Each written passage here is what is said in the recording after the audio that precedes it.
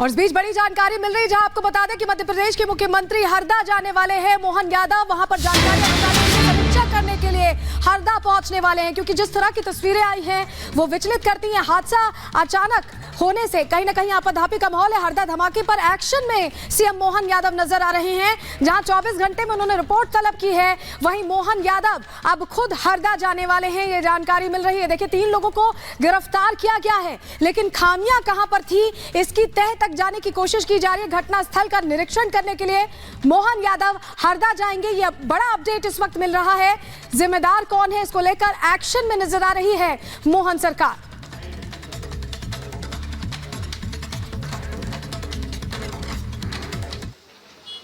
मध्य प्रदेश के हरदा में पटाखा फैक्ट्री में ब्लास्ट से हाहाकार मच गया, तबाही जैसे हालात यहाँ पर बन गए। ये जो पूरा इलाका है वो आग के गोले में तब्दील हो गया था। फिलहाल देखिए 24 घंटे बाद भी यहाँ पर रेस्क्यू ऑपरेशन जारी है।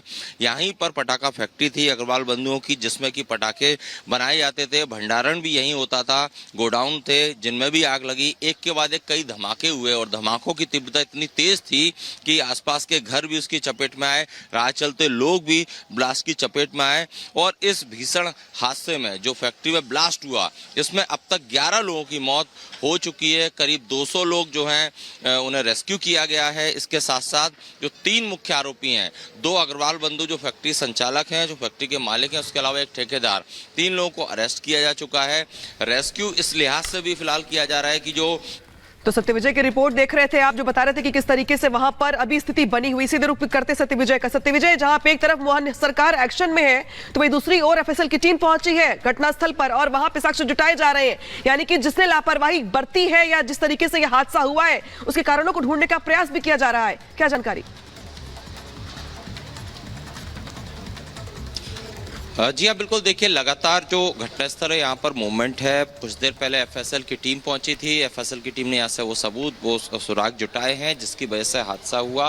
कई तरह के तकनीकी पक्ष होते हैं जो एफएसएल की टीम यहाँ से जब्त करके ले गई अपने साथ इन्वेस्टिगेशन के लिए। लेकिन अभी इस पूरे घटनाक्रम पर जो ये हादसा हुआ है, हादसा कहीं ऐसे क्रिमिनल ऑफेंस है ये, क्योंकि एक तरह से 11 लोगों की मौत हो जाती है फैक्ट्री में ब्लास्ट होने के बाद, तो अधिक आपराधिक कृत्य इसे पुलिस ने माना है और इसी के चलते आरोपी जो है उनकी गिरफ्तारी भी हो गई है। अभी कुछ देर पहले यहाँ पर अगर तस्वीरों की बात करें तो यहाँ प्रदेश कांग्रेस अध्यक्ष जो हैं जीतू पटवारी अपने कांग्रेस डेलीगेशन के साथ आए थे। उन्होंने भी घटनास्थल का दौरा किया और उन्होंने गंभीर आरोप लगाए हैं कि जो सरकार है उनके संरक्षण से इस तरह की फैक्ट्रियाँ चल रही थी। बारूद माफिया मध्य प्रदेश में सक्रिय हो गए हैं और प्रायोजित अपराध उन्होंने इसे बताया है। हालांकि जब ये कल 11 बजे घटना हुई, उसके बाद से ही मोहन यादव जो कि मध्य प्रदेश के मुख्यमंत्री हैं वो सक्रिय नजर आ रहे हैं, लगातार बैठक भी कर रहे हैं, खुद घटनास्थल का पल पल का अपडेट ले रहे हैं। उन्होंने कलेक्टर्स, सभी जिलों के कलेक्टर एसपी से रिपोर्ट भी तलब की है, जो कि गृह विभाग को दी जाएगी। और उसके बाद प्रदेश में अगर ऐसी कोई फैक्ट्री संचालित होती है, आगे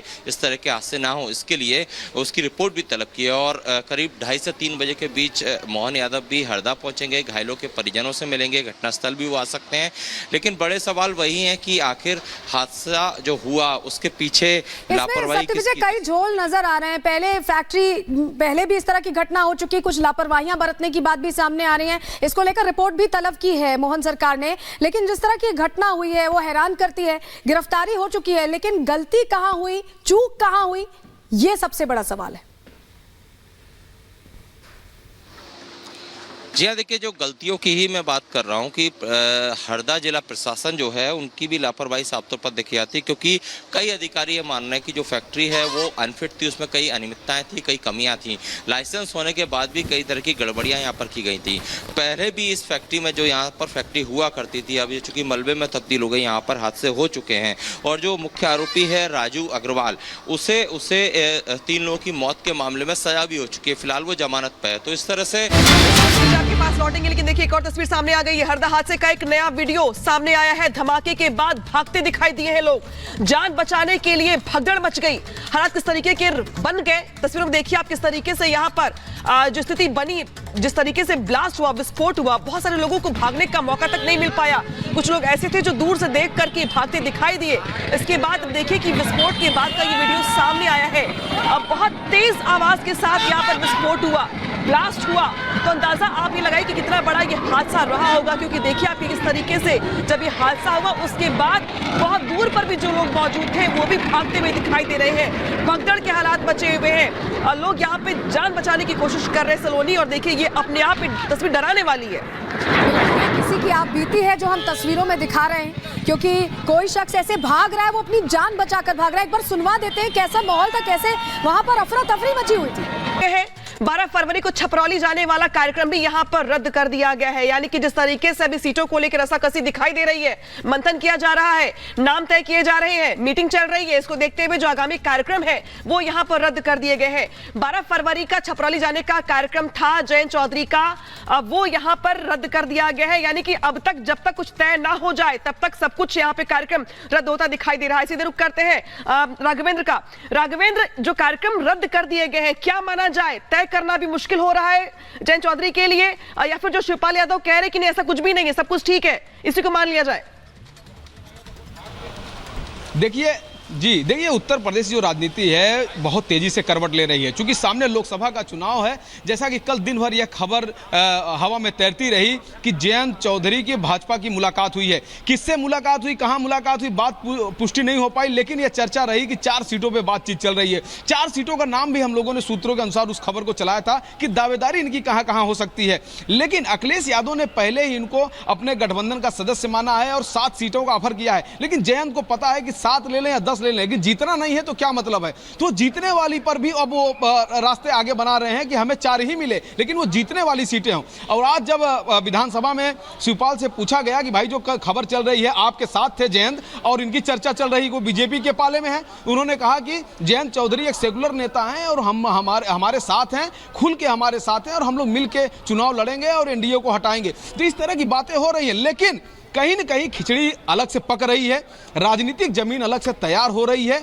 आने वाले समय में आपको सब क्लियर हो जाएगा कि जयंत का रुख क्या है, जयंत किस रास्ते पर चल रहे हैं, वो एनडीए का साथ देंगे या इंडी गठबंधन के साथ रहेंगे। जी बिल्कुल राघवेंद्र, आप बड़ी बातें कह रहे हैं, बहुत शुक्रिया आपका जुड़ने के लिए और जानकारियां देने के लिए। तो इंडी गठबंधन की हालत फिलहाल खस्ता दिखाई दे रही है। पहले नीतीश कुमार जो शिल्पकार थे जिन्होंने इंडी गठबंधन को बनाने का सोचा, वो साइड हो गए और अब खबरें जयंत चौधरी को लेकर आ रही हैं। बीच बीच में ममता, अरविंद केजरीवाल और अखिलेश यादव का माफ कीजिएगा रुख कहीं ना कहीं परेशान भी कर रहा है इंडी गठबंधन को। ऐसे में लग रहा है कि चुनावों से पहले ये विपक्ष का जो एकजुट होने का सपना था वो टूटता दिखाई दे रहा है। रिपोर्ट आपको दिखाते हैं।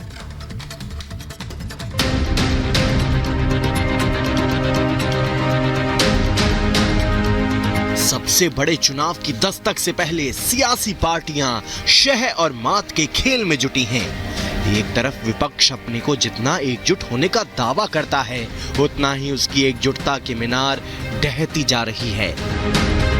पहले नीतीश बिछड़े और अब बताया जा रहा है कि अखिलेश के दोस्त जयंत चौधरी का नंबर है।